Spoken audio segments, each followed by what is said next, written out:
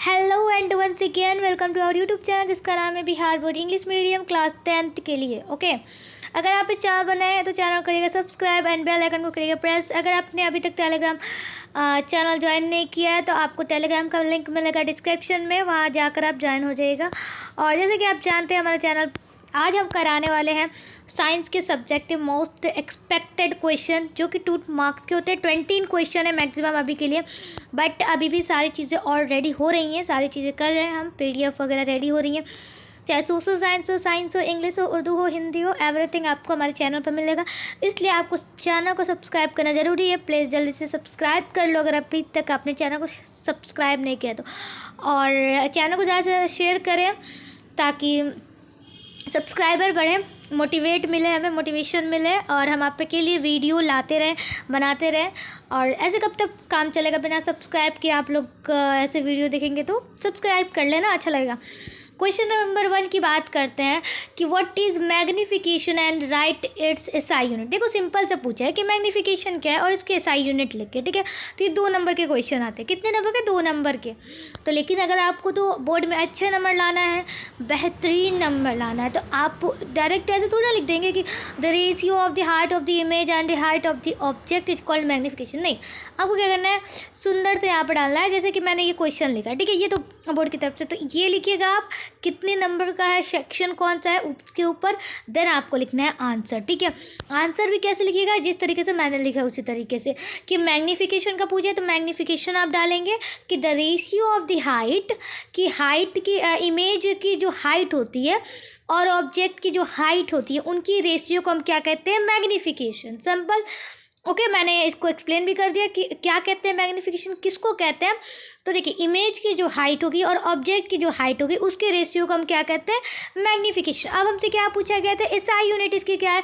तो सिंपल से कुछ ज़्यादा जानकारी दे दीजिए यहाँ पर कि मैग्नीफिकेशन किससे डिनोट होता है? M से डिनोट होता है, ठीक है। थोड़ी सी एक्स्ट्रा मैं आप लोगों को बता दूँ, नहीं तो आप लोग एसआई यूनिट भी बस लिख सकते हो, ठीक है।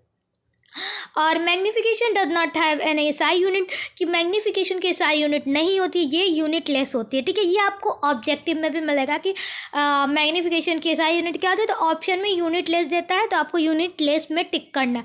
सिंपल, आप ये 2 पॉइंट भी लिख सकते हैं।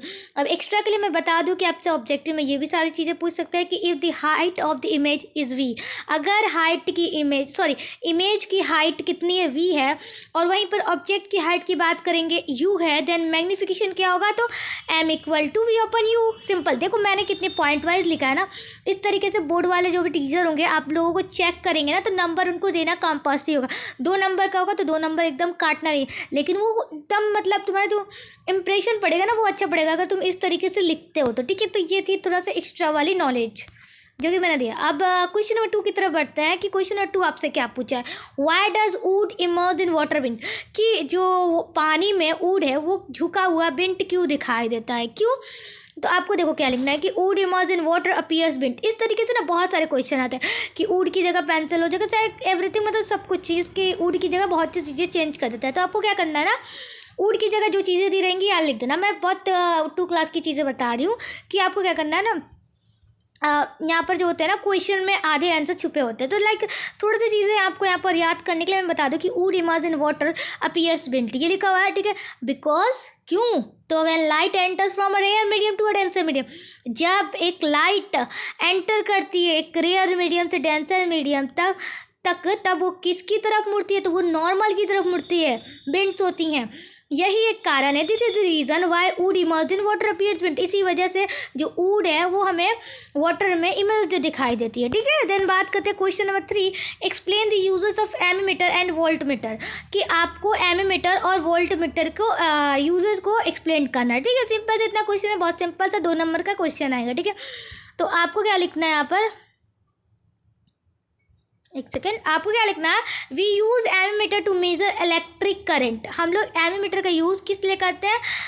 इलेक्ट्रिक करंट के लिए। वहीं पर अगर बात करें वोल्ट मीटर की तो इसका यूज़ पोटेंशियल डिफरेंस के लिए होता है। सिंपल, इतना सिंपल से बस आपको क्या लिखना है यहाँ पर लिखा हुआ है, तो आपको इतना तो लिखना आता है कि we use ammeter to measure electric current in a circuit while voltmeter is use to measure potential difference. Simple, इससे ज़्यादा कुछ आपको इंग्लिश में लिखना ही नहीं है। अगर आपको कम भी इंग्लिश आती है तो आप आराम से लिख सकते हो, ठीक है। लेकिन बहुत प्यार से, बहुत एहतराम से लिखना है, कुछ भी राइटिंग इधर उधर आपकी नहीं होना चाहिए बोर्ड में, ठीक है। बाकी सब कुछ राइटिंग पे आधी चीज़ें डिपेंड करती हैं। इंप्रेशन जो पड़ेगा ना आपका टीचर पे, वो राइटिंग पे डिपेंड करेगी आपके लिखने के तरीके के लिए। अगर आप मतलब कि क्या बोलते हैं उसको, एक वीडियो में लाऊंगी, ठीक है, उसमें बताएगा किस तरीके से आपको लिखना है, एक पेज में किस तरीके से, ठीक है। क्वेश्चन नंबर 4 में बात करें कि what is meant by the accommodation capacity of the eye. ये कंपल्सरी है, अगर ये आएगा ही क्वेश्चन मैं लिख कर देती हूँ। मैं भी मतलब क्योंकि हर साल एक गैप लगा कर देता है ये क्वेश्चन। तो सिंपल सा क्वेश्चन क्या पूछ जाए कि जो आई की एकोमोडेशन कैपेसिटी है, आप उससे क्या समझते हैं।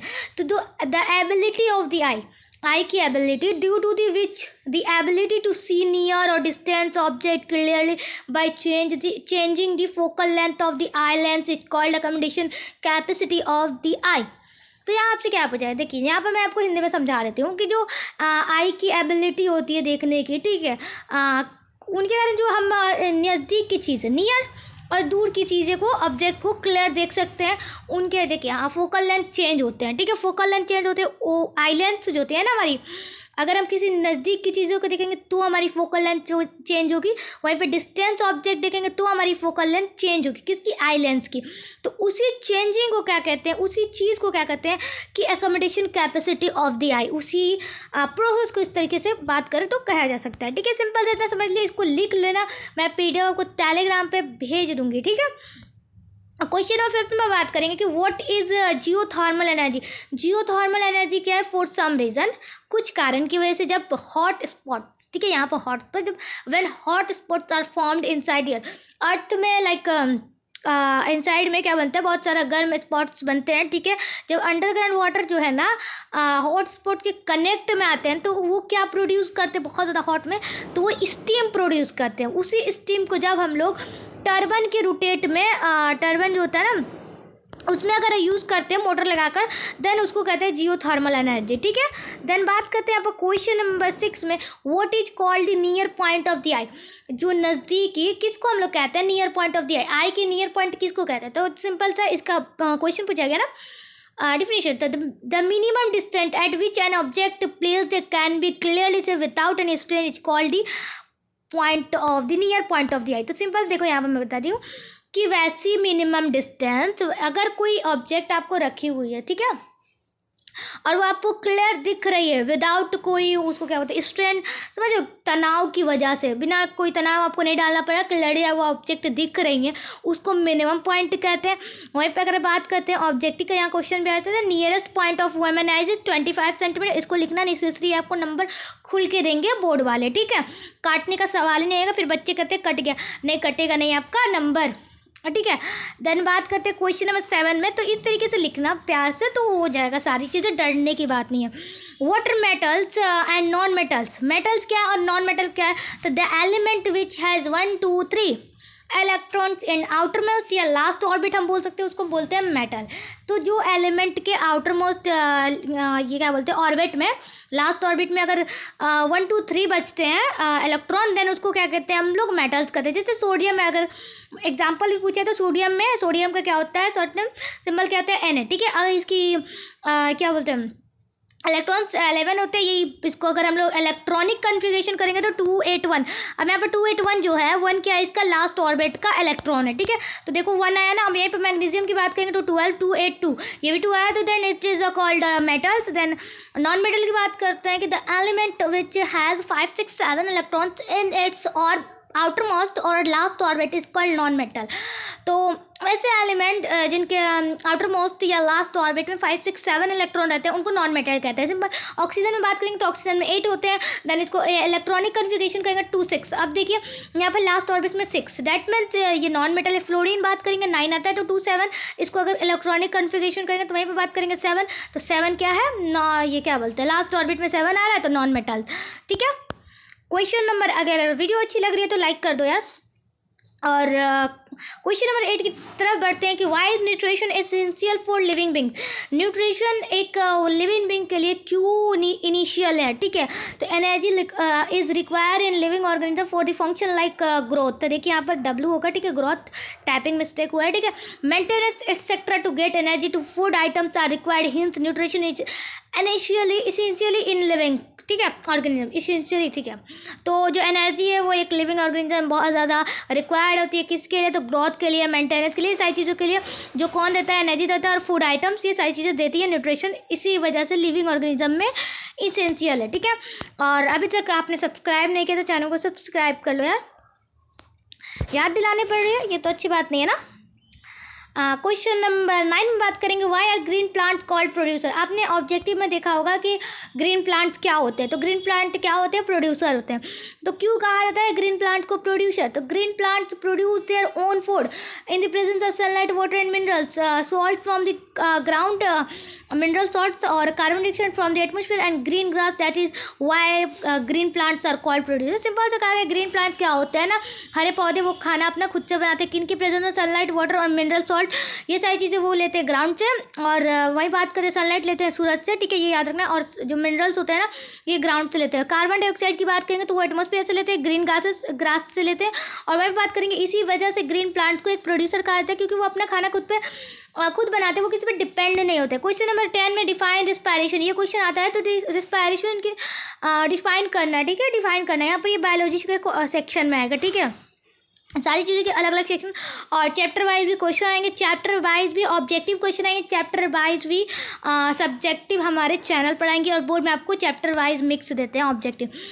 डिफाइन रिस्पायरेशन की बात करेंगे, the process in which organism absorb oxygen from the atmosphere and when carbon dioxide comes out of the body is called respiration. यहाँ पर मिस्टेक, ठीक है, इज कॉल्ड, ओके। थोड़ा बहुत इतने समझदार आप हो, 10th में चले गए, थोड़ा स्पेलिंग देख लेना अगर यहाँ पर मिस्टेक होगा तो। अब बार बार मैं बताने तो नहीं जाऊँगी, देखो यहाँ पर टाइपिंग मिस्टेक है, मैं मानती हूँ, ठीक है, ओके। अब क्लियर ना, मैंने बता दिया। डिफाइंड रिस्पायरेशन की वैसे प्रोसेस जब ऑर्गेनिज्म ऑक्सीजन को एटमॉस्फेयर से एब्जॉर्ब करता है, लेता है, और उनके बॉडी से कार्बन डाइऑक्साइड बाहर आता है, ठीक है, दैट मीन्स उसको हम लोग रिस्पायरेशन कहते हैं। Question number 11, what is blood made of. Blood किस चीज़ से बनाता है, खून किससे बनाता है, तो ब्लड इज मेड ऑफ, अब देखो यहाँ पर भी टाइपिंग मिस्टेक, इधर से उधर हो गया, of the following substance, for plasma, red blood cell, white blood cell, platelet, ठीक है, ये सारी चीज़ें से बनता है। देन बात करेंगे question number 12, what Coulomb's law, ठीक है, कूलम्ब्स लॉ क्या है, the electric force between two charge object is proportional to their product and inversely proportional to the square of the distance between them, it is that is called Coulomb's law। तो electric force अगर दो charge के object में बीच में proportional है उनके product, और उनके इन्वर्सलर प्रोपोर्शनल किसके, स्क्वायर के डिस्टेंस में है, ठीक है, डैट मीन्स वो क्या है, Coulomb's law. Then question number 13 में बात करेंगे, व्हाट इज विजन डिफेक्ट, मतलब विजन डिफेक्ट क्या है, आंखों का खराब होना, विजन डिफेक्ट क्या है, how many type, the defect of the eye due to which nearby object और distance object can not seen be clearly, that means vision defect, okay. तो वैसे डिफेक्ट, वैसी चीज़, मतलब वैसी डिफेक्ट, वैसी क्या बोलते हैं उसको, डिफेक्ट खराबी चीज़ जो आई है ना हमारी आई में, जिसको हम लोग को नज़दीक की चीज़ें क्लियर नहीं देख पाए या चाहे दूर की चीज़ें नहीं दिख पाए, उसको हम लोग कहते हैं विजन डिफेक्ट, ओके। और there are many 4 types of vision defect होते हैं, एक तो near sightedness, fast sightedness, presbyopia या नॉन पॉइंट, ओके, ठीक है। नियर साइटनेस जिसे दूर की चीज़ें साफ दिखती है, नज़दीक की जिसे दूर की चीज़ें साफ नहीं दिखती है, नज़दीक की चीज़ें साफ दिखती है। फास्ट साइटनेस नज़दीक की चीज़ें खराब दिखती है, मतलब नहीं दिखती है, कम दिखती है।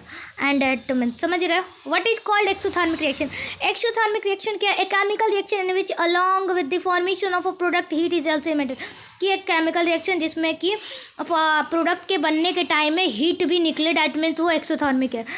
Write two uses of convex mirror, concave mirror और प्लेन मिरर, ठीक है, ये तीनों के यूजेस लिखना है। तो following are the 2 uses of convex mirror, ठीक है, यहाँ पर एन छोटा, ठीक है। कन्वेक्स मिरर यूज़ होता है एक साइड मिरर मोटर व्हीकल के रूप में। कन्वेक्स मिरर का यूज़ स्मॉल और इरेक्ट इमेज का किसी भी ऑब्जेक्ट का बनाने में काम आता है। कनकेव मिरर की बात करेंगे तो सेविंग के लिए यूज़ होता है और मेडिकल फील्ड्स में। वहीं पे बात करें प्लेन मिरर में, तो प्लेन मिरर के एक से ज़्यादा ऑब्जेक्ट इमेज बनाने में काम देता है, और दूसरा अपने फेस देखने में नॉर्मल एक जो हमारे घर में मिरर होते हैं ना उसको प्लेन मिरर कहते हैं। Why is convex lens called converging lens, convex lens को कन्वर्जिंग लेंस क्यों कहते हैं, एक जब रे आती है, ठीक है, राय क्या बोल रहे हैं, वेन रे ऑफ लाइट, एक रे ऑफ लाइट आती है जो रिफ्लेक्ट करती है एक कन्वेक्स लेंस से, डैट इज़ वाई वो क्या होती है, रे कन्वर्ज हो जाती है, ठीक है, एक पॉइंट पे जाके वो कन्वर्ज होता जाती है। रिफ्लेक्शन के बाद डैट इज़ वाई उसको हम लोग कन्वेक्स लेंस को कन्वर्जिंग लेंस भी कहते हैं, क्योंकि वो कन्वर्ज हो जाती है। What is combination reaction? Combination reaction क्या है? तो a chemical reaction in which 2 और more reactants combine to form a single product. तो सिंपल से बात है कि जब रिएक्टेंट में 2 प्रोडक्ट होते हैं, 2 क्या बोलते हैं, 2 से ज़्यादा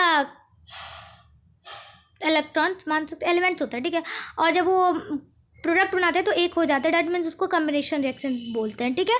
तो इन विच केमिकल रिएक्शन जिसमें मोर रिएक्टेंट्स हो, ठीक है, रिएक्टेंट ज़्यादा हो, जब वो कंबाइन करें तो एक सिंगल प्रोडक्ट बन जाए, डैट मीन्स कम्बिनेशन रिएक्शन। आपको पता है रिएक्टेंट कहते हैं इस वाले पार्ट को और प्रोडक्ट कहते हैं इस वाले पार्ट को, ठीक है। देन आता है what do you understand by catalyst? Catalyst से आप क्या समझते हैं? तो कैटलिस्ट की बात करते हैं तो substance which do not themselves participate in the chemical reaction but increases the rate of the reaction of और reduce, it is called catalyst. तो सिंपल से कहा जा रहा है यहाँ पर कि कैटलिस्ट वैसे सब्सटेंस को कहते हैं कि वो केमिकल रिएक्शन में पार्टिसिपेट नहीं करेंगे, लेकिन उनका इतने ज़्यादा क्या बोलते हैं, उसमें पार्टिसिपेट नहीं करेंगे, बट उनको है ना चांसेस इतना है ना कि वो क्या करेंगे ना, रिएक्शन के रेट को बढ़ा सकते हैं और रिड्यूस कर सकते हैं। अब तुमको इस तरीके से समझ में नहीं आया कि कैटलिस्ट क्या है? कैटलिस्ट क्या है, एक दफ़ा और समझाती हूँ, फिर मैं एग्जांपल देती हूँ, ठीक है। तो कैटलिस्ट वैसे रिएक्शन है, ठीक है, सब्सटेंस है जिसमें क्या होता है, वो केमिकल रिएक्शन में पार्टिसिपेट नहीं लेते, लेकिन वो रेट ऑफ रिएक्शन को बढ़ा सकते हैं, ठीक है। अब बात करते हैं यहाँ पर कि एग्जाम्पल की। तो जैसे होता है ना, 2 फ्रेंड के बीच में लड़ाई होती है, ठीक है, तो तीसरा क्या होता है, उस लड़ाई के बीच में नहीं तुम्हारे साइड में रहेगा, बट मतलब मारपीट नहीं करेगा, वो सिंपल से कहेगा ओ भाई इसने तुमको मारा और तुमने पिट गया। ये इसको मतलब वो कैटलिस्ट का काम करता है, वो क्या करता है ना, लड़ाई को बढ़ा देता है, लाइक घी में ना, आग में घी डालना जैसा काम होता है ना, वही कैटलिस्ट लोग करते हैं, ठीक है। वहीं पे बात करते हैं क्वेश्चन नंबर 19, सीरियस मतलब ना, बस एक एग्जांपल था। Question number 19, why is concave lens is called a diverging lens? Concave lens को हम लोग डाइवर्जिंग लेंस क्यों कहते हैं, ठीक है। क्वेश्चन नंबर जो ऊपर पूछा गया था कन्वर्जिंग लेंस, उसी तरीके से कनकेव लेंस के लिए, जब एक रे ऑफ लाइट आती है, रिफ्लेक्ट करती है कन्वेक्स लेंस से, जब कन्वेक्स लेंस स्प्रेड हो जाती है, जैसे एक रे ऑफ लाइट आई उसके बाद से वो क्या हो जाती है, स्प्रेड हो जाती है, देन उस रे को कनकेव लेंस को हम कहते हैं डाइवर्जिंग लेंस, मतलब बढ़ जाना। एम्पियर को डिफाइन करना है, ठीक है, जब एक coulomb of charge cross sectional area से फ्लो करता है, ठीक है, क्रॉस सेक्शनल एरिया से फ्लो करता है of a conductor in a second then उसको कहते हैं 1 एम्पियर, ठीक है। अब बात करें एम्पियर की SI यूनिट क्या होती है, तो एम्पियर क्या होता है, the SI unit of electric current की SI यूनिट क्या होती है, एम्पियर होती है, ठीक है। तो इतना ही था, 20 क्वेश्चंस, और इसको मैं टेलीग्राम पर भेज दूँगी, आप लोग लिख सकते हो। लिखने का मन नहीं हो तो, अगर आपके पास टाइम नहीं हो तो आप इसको निकलवा सकते हो, निकलवा कर पढ़ सकते हो, एंड याद कर सकते हो, सुबह शाम याद करो, क्योंकि अभी टाइम यही है और सेंटअप एग्ज़ाम होने वाला है। ऑल द बेस्ट, और हम कोशिश करेंगे उस पर भी वीडियो बनाने की, और बहुत सी कोशिशें चल रही हैं, इंशाअल्लाह ताला बहुत सी चीज़ें आप लोग, आई थिंक 19 नवंबर से ना, तो उम्मीद करते हैं आप लोग अच्छे से एग्ज़ाम देना। एडमिट कार्ड आने वाला है, एडमिट कार्ड आ भी गया होगा तो आप लोग जाके एक बार अपने स्कूल्स में चेकअप करा सकते हो, चेक कर सकते हो, और चैनल को सब्सक्राइब करो, काम देगा। और हम इतनी मेहनत कर रहे हैं तो आप सब्सक्राइब तो कर ही सकते हैं, एंड चैनल को ज़्यादा से ज़्यादा शेयर करो यार। तो मिलते हैं नेक्स्ट वीडियो में, तब तक के लिए टेक केयर, बाय।